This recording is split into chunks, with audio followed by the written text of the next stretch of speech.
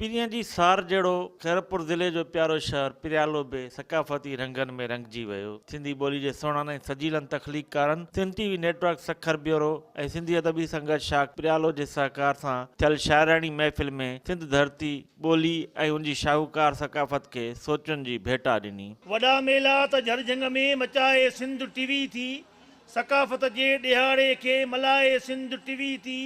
असांजो शान सिंधु आहे, असांजो मान सिंधु आहे। ॾुखनि में देश सवारनि सां निभाए सिंध टीवी थी, सकाफ़त जे ॾिहाड़े खे मल्हाए सिंध टीवी थी। अजरक टोपी ऐं ही सच बीठो नच, पाजा मन में छो थो फासे, सुथण पाए हेॾे अच। ॾुखनि जे ॾेह में बि ख़ुशि थी जीवन घारणो पवंदो, चपनि ते मुर्क खे आणे ग़मनि खे मारणो पवंदो। सिंध जो जेको थींदो वेरी, तंहिंजो कंदुसि मां ढींगो ढेरी। हर्फ़ न तो ते अचिणो आहे ऐं वेरीअ जो सिर वढिणो आहे। मां सीनो तन सां साईंदुसि ऐं गीच गुछीअ जा ॻाईंदुसि। मुल्कनि में मशहूरु सिंधियुनि जी आ महिमान नवाज़ी, पंहिंजी सुञाणप आदर भाव कुर्ब ऐं निवड़त न्याज़ी। असांजे बदन जी मिटी सिंधुअ जी मिटी आहे, असां खमीर जो सौदो कयूं त कीअं कयूं। मिसाली रही आहे सकाफ़त सिंधियुनि जी, मिठी ॾाढी आहे मोहबत सिंधियुनि जी। सुञाणप असांजी ही टोपी ऐं अजरक, इहा ई त आहे हक़ीक़त सिंधियुनि जी।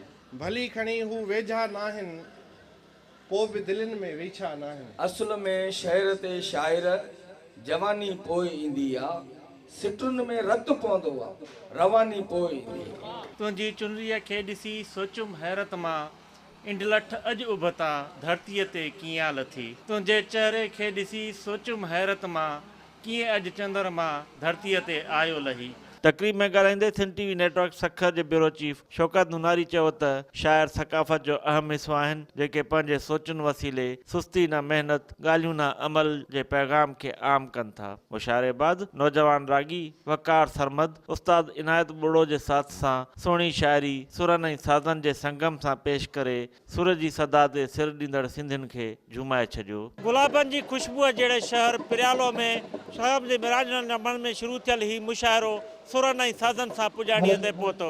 कैमरामैन जावेद गुंजो, GM महर ऐं साथी रिपोर्टर न्याज़ सोलंकी सां गॾु मुश्ताक टावरी, सिंध टीवी न्यूज़ पिरियालो, खैरपुर में।